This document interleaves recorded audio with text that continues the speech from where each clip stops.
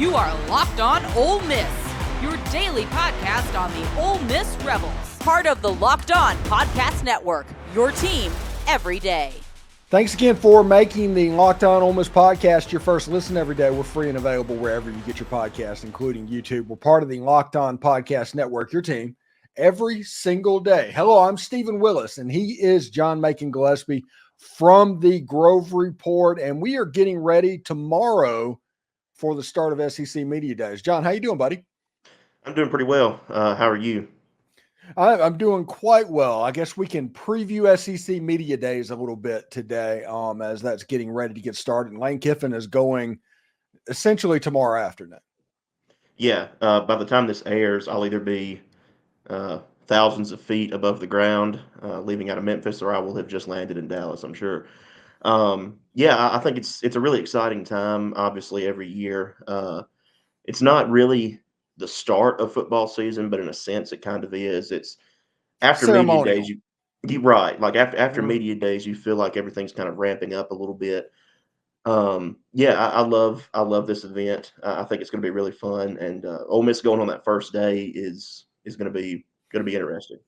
Yeah, and I did a show a couple of days back about how Ole Miss is potentially the most attractive team that is going to be in Dallas, and Jaxson Dart going, Tre Harris going, Jared Ivey going, and you have Lane Kiffin. I mean, it should have all the media eyeballs. Yeah, I think so. I think they Ole Miss kind of had an embarrassment of riches a little bit in who they could take to this. Obviously, I mean, I think these three are pretty obvious candidates to go. I think they'll get a lot of attention there, not just from us who cover them every day, but from others too. You know, it should be really fun, and all three of those guys are pretty well spoken. They do pretty well in media settings, and obviously Lane is Lane, so that'll drive some stuff by itself. Yeah, and I'm curious of what it's going to look like, because we've seen SEC Media Days, you know, what they've done in Hoover the certain way that it always looks the same, whether it's in Nashville or Atlanta or in Hoover. So we know generally the feel and how it's going to be set up. But how is it being in Dallas? How is it being Texas and Oklahoma's first media days? How is it going to be a little different? I mean, what is it going to look like? I expect it to be pretty energetic there because it's in Dallas. Obviously, Texas and Oklahoma being new to the league. I think that will bring an interesting amount of energy to the week. I think it'll be pretty fun. I mean, obviously media days by itself is entertaining regardless, but it being in Dallas with these two new schools joining the league, I think it will be, I don't know if a zoo is the right word, but I think it will be pretty entertaining. Yeah. It should be pretty nuts. Do you think Ole Miss is going to, are they going to be as much of attractive as I think they're going to be? Yeah, I think so. I mean, I think there will be a lot of attention on Texas and Oklahoma because it's new, right? I mean, that kind of makes sense. But outside of that, I mean, you've got the Kalen DeBoer storyline at Alabama. You've got a couple new coaches around the league, that kind of thing. But Ole Miss, as far as what people expect from them this year and who they're bringing, I think, yes, that they'll be a pretty big hit there. I think they'll get a lot of attention. Again, like I said, it never hurts to have Lane Kiffin representing you as far as exposure goes. That's never going to hurt. Jaxson Dart and Tre Harris are two of my favorite interviews that I've ever seen in a media setting. I mean, they do a really good job, and Jared Ivey too. So, I think that they'll be pretty attractive, to steal your word. They'll get a lot of attention. Yeah, who do you think is going to be the breakout player of media days? I really don't know. That's a good question. There always seems to be kind of somebody. There's always one, yeah. Right, who does something like that. I don't know. I haven't really thought about that. That's a good question. That'll be something to definitely keep an eye on once things get underway. Yeah, whenever they move stuff around. And what do you think the weird stories coming out of Dallas is going to be? Because the table's set for weirdness to happen. Yeah, and it seems like the last few years there's been something that has happened when media days gets going. I mean, you and I talked before we hit record about some conference realignment type stuff. You know, that's That's been a thing. I don't know. I mean, we're in an era of college football where it seems like even in the summer, news is breaking that things are kind of changing a little bit. I mean, we've got the on-field sponsorship thing coming, revenue sharing coming, all that kind of stuff, and that's just happened this offseason, this summer. So I don't know. I would be kind of surprised if something like that doesn't happen during the week, but we'll see and we'll address it whenever it comes. Thanks again for making the Locked On Ole Miss podcast your first listen every day. We're free and available wherever you get your podcast. When we come back, we're going to talk about the new court case because the NCAA got sued yet again. That just came out, the decision that potentially could mean a little bit down the road. We will talk about that conference and realignment stuff. And if we have some time, we'll do some general SEC look ahead type things as well. So stick around for that.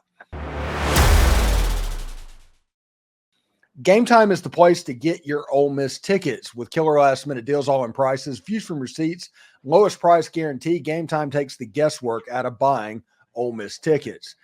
Like I said, views from your seats, even if it's in Vaught-Hemingway Stadium, you can see exactly what it looks like. Check it out before you buy. They have the lowest price guarantee, events cancellation protection, and job loss protection. So you can take the guesswork out of buying Ole Miss tickets with GameTime. And with this being the most anticipated season in Ole Miss history, I may be able to help you out with the tickets down the road, especially that Georgia game on the schedule. So do this. Download the GameTime app, create an account, and use code LOCKEDONCollege for $20 off your first purchase. Terms apply. Again, create an account, redeem code LOCKEDONCOLLEGE for $20 off. That's all one word. Download GameTime today. Last minute tickets, lowest price, guaranteed.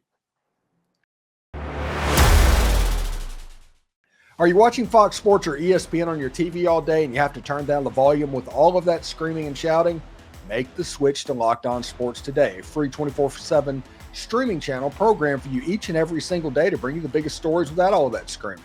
Locked On Sports Today brings you can't miss news, analysis, opinions, streaming 24/7 on YouTube or the free Amazon Fire TV channels app, part of the Locked On Podcast Network, your team every day. And Locked On is going to add a college sports channel to where all of these college channels like mine, yours truly, they're going to be in one specific location. If you want to follow college sports, we're also going to have an NFL channel. So Locked On is branching out quite a bit. So John, before we get into conference realignment, because that'll be a little bit more fun, let's talk about something we don't know much about. With the news that came out has not much, and we're taking hot takes basically from the beginning. Because about 20 minutes ago, a court case came down. It's the Johnson case, I think it's called. And basically what they said, the judge slammed the NCAA's use of the term student athlete. They said that that players can be employees, and they designed a test to determine if they warrant that. So basically they sent it back to like the regular court to be litigated. And basketball players and football players and all the revenue sports, they could be viewed as employees, and like the amateur sports will be like, the women's rifle team and stuff like that. But what this appears to me, just the hot take right off the beginning, is that eventually players are going to be employees and we're going to have contracts. And I think eligibility is going to cease to be a thing. Yeah, I could see that for sure. I definitely think that after this, that being an employee, contracts, that kind of thing is coming. I mean, it just seems like that's the direction we're going. Yeah, and there's been talk about this, kind of off and on for years as to whether or not this would ever happen. And it seemed like, I don't know, 5, 6, 7 years ago, it still seemed like a really foreign idea, right? But how fast things are moving now, as far as players now getting paid out in the open. Yeah, I mean, I think this is the next step that was almost inevitable to happen. And it's going to be interesting how these athletic departments change the way they run things a little bit with all this stuff that's coming down the line. Keith Carter's talked about it. I think minimum sports, like Ole Miss having 15 sports or whatever it is, I think that is almost certainly over. And once this starts happening, you might see a Ole Miss athletic department that has 5 sports. Yeah, I mean it's going to be different for sure, and I think the NCAA has rules on how many sports a school has to sponsor, depending on what division they are. So that will probably have to be tweaked as well. I mean, Yeah, I if think that that's comes down going the away. pipe. Yeah, Yeah. that's going away. So it's it's going to be interesting to see how they handle all this stuff. Athletic departments have operated a certain way for a long time, with some changes here and there, but now I mean a lot is changing at once. And if this comes to pass, it'll just be another instance of that. Okay, now changing the subject. Like I said, it was a hot take. We're still waiting on news to come out. We will, anything groundbreaking, we'll talk about it at a later date. The other thing is conference realignment, because it's media days and that stuff always breaks at media days. And the news or the rumor that's floating around heavily right now is that Florida State and Clemson is going to end up in the Big 12 by 2025. And there's another rumor that's kind of attached to it, but not really, that says Miami and Notre Dame is going with them. Okay, I hadn't seen that part. Yeah. And the private equity firm is going to basically prop up those 4 schools. Mm-mm. And the rumors are all over the place, but that is what's going on right now. Let's just say that all of that is true. Okay. That those 4 schools are going to go to the Big 12. They're going to get money from a private equity firm, the whole 9 yards, like that. This is what I think the SEC, how they should retaliate on to that. I don't care if Clemson and Florida State goes to the Big 12. I don't care if Notre Dame goes to the Big 12. I don't care if anybody goes to the Big 12. It would take 20 more schools before the SEC or the Big 10 has to worry about the Big 12. So don't worry about that. But what I think Ole Miss should do, if 4 teams are leaving the ACC, you can basically make the conference null and void by going in and getting some, I think 3 more teams. So go in and get North Carolina, Virginia, and I want Georgia Tech. I've been a Georgia Tech fan for a while. You should do that. And then for good measure, go into the Big 12 and get Kansas. And you have the best football conference, the best basketball conference, and baseball is just holy hell. Yeah.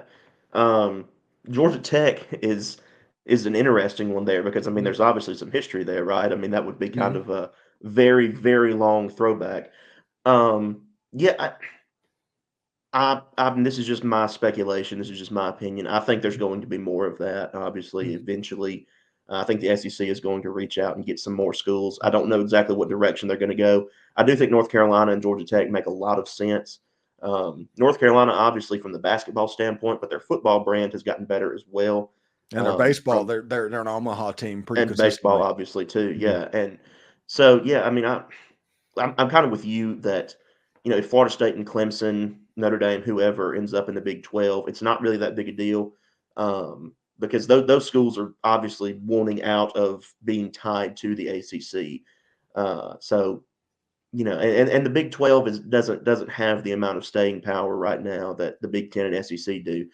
But yeah, I mean, if that happens, I do think the SEC would potentially try to counter some way, and rating the ACC even more for some of those bigger brands would make a lot of sense.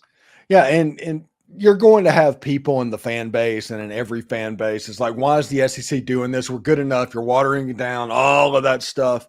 It does that. You're basically like King Canute trying to hold back the tides at that point, and basically you're a hindrance of what's going on.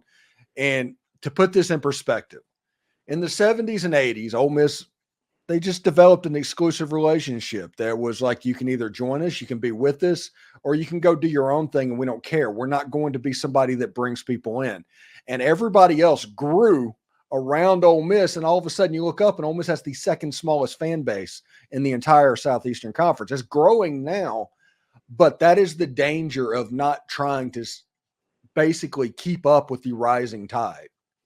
Yeah, that's very true. And to me, I don't know what these conversations are like behind closed doors, but to me, it's almost like, okay, if I'm the SEC, we want, just for example, North Carolina, so that somebody else doesn't take North Carolina. Essentially, we want them so that no one else takes them. And obviously, I mean, there's some benefit to that too, but part of it is the benefit that they would bring to the league, and part of it too is, okay, you're keeping your rival league from grabbing that brand as well. So it's kind of twofold. But yeah, I mean, you're right.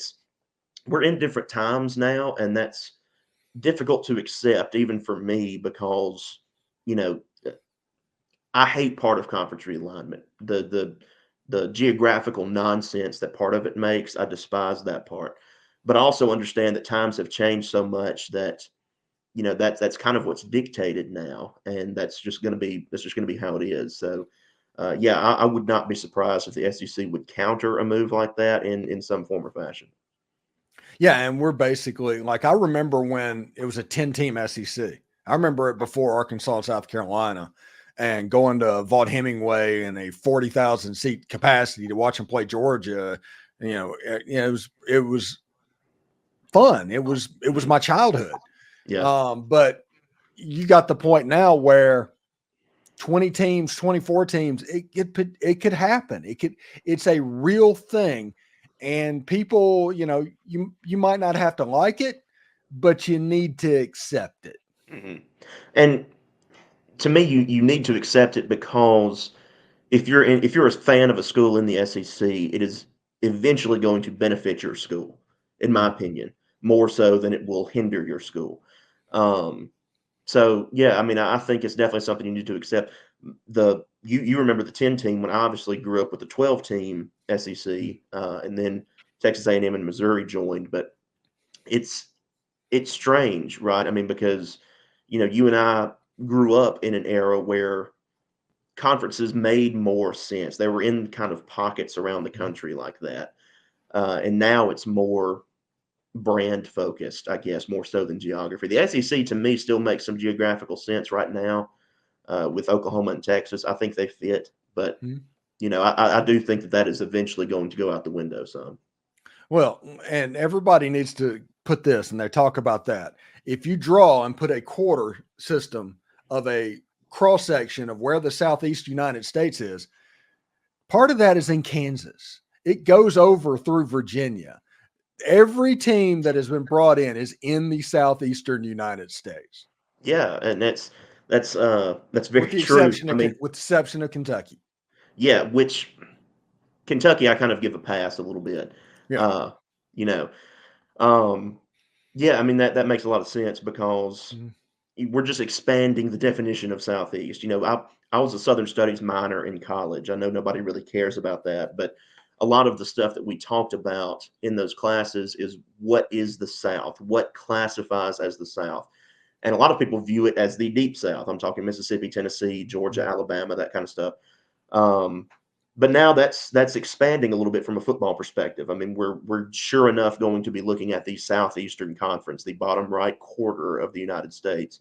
Mhm. And it's going to be interesting to follow if that comes to pass. Yeah, and I'm south of I-4 in Central Florida, which I am not in the South. Under no definition, because Florida is a geographic anomaly. The farther Mhm. south you go, the further north you get. And I'm in the Wawa area of Florida. I'll put it like that. Yeah, a lot of the definitions that we eventually settled on, and everybody disagrees on this, but Mm. usually the South kind of stopped with the Panhandle and further south a little bit. Yeah, After that, kind of Ocala is the last okay, southern city.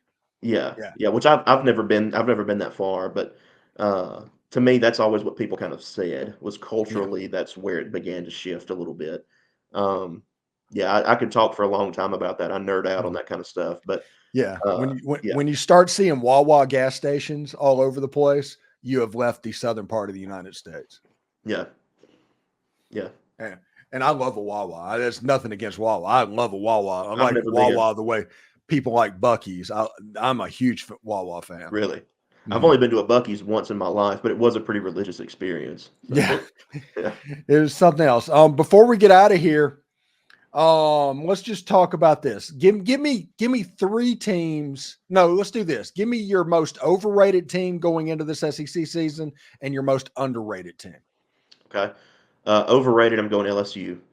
I think they're going to not necessarily fall off a cliff, but I do think they're going to have their fair share of struggles this year. I do think LSU is a tad bit overrated. Underrated, can you call Tennessee underrated at this point? I think they're going to be pretty good. I don't really know yet, but I do think that they're going to be pretty good. Like I'm kind of buying into that stock a little bit as to the direction they're going. Yeah, that would probably be my two.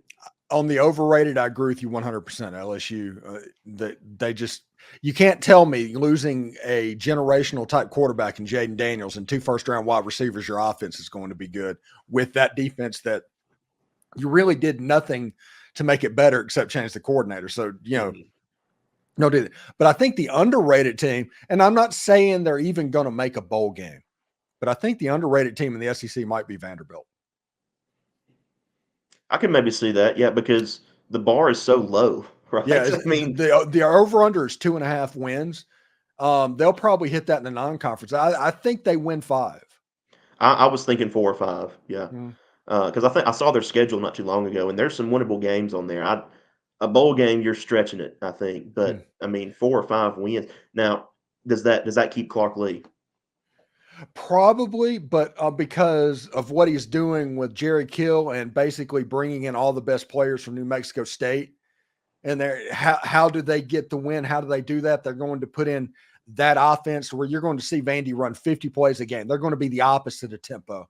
And with Clark Lee's defense, I think it's going to be like going to the dentist playing Vanderbilt, and you're probably going to win, but you're going to hate life at the end of the game. You're going to hate every second of it. Yep. Mm-hmm. Yeah, I'm looking forward to seeing exactly what they can do.